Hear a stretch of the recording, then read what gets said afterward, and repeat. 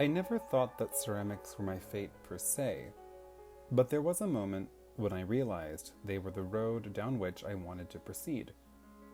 It was when I was aiming to become a sculptor. A close friend invited me to lead a ceramics course, even though I didn't know that much about ceramics at the time. I had been invited just because my father was a ceramist. As I kneaded and fired the clay alongside the students, I thought to myself that ceramics was a better fit for me after all, and I decided to pursue Bizen ware. As for why Bizen, my father, who had passed away about 10 years prior, had felt that a work's beauty came not from its glaze or decoration, but from the combination of its shape and natural quality.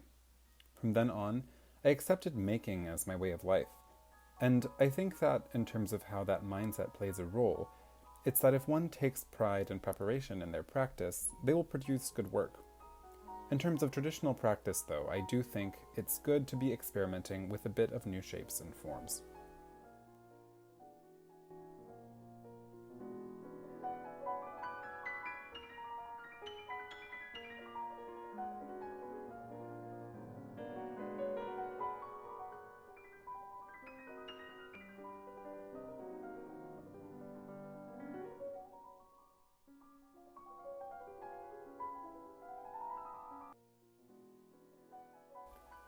Even when making traditional objects, there is room for individual expression. I make traditional wares alongside sculptural objet d'art type works. People sometimes find it odd that I, as just one person, create art in multiple directions, but I've never thought it to be contradictory. Teawares, table sets, statuary. I think of it all as the same thing, playing with clay.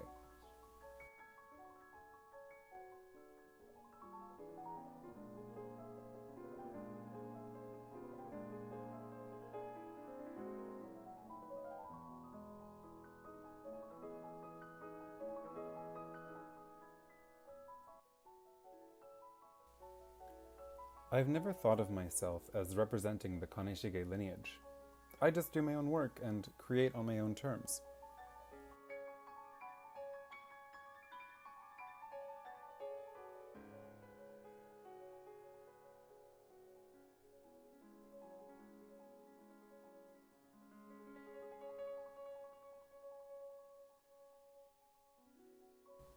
My son Junpei also practices Bizen ware. If he comes to me with questions, I'll give him my thoughts or share what I learned from the previous generation, but I don't often volunteer advice.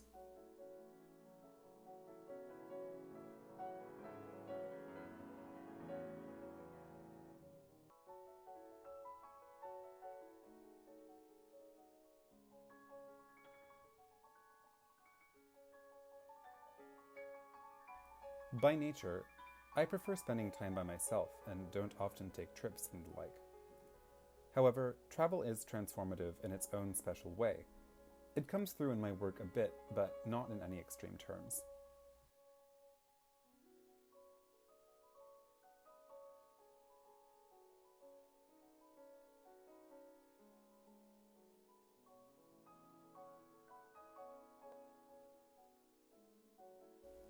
I think that when people look at my work, or even when they hear the answer to this question, they'll understand me pretty well. I'm not great at stringing things together theoretically and putting them into prose.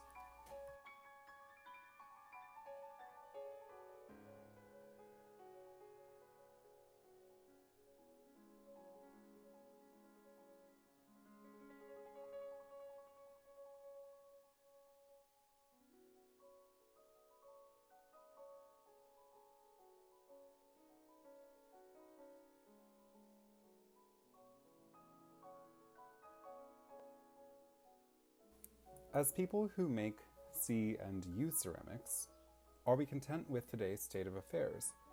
This is the question we have to grapple with. That's the only response I have to give, though it is pretty standard. But I'm not so pessimistic about the way things are.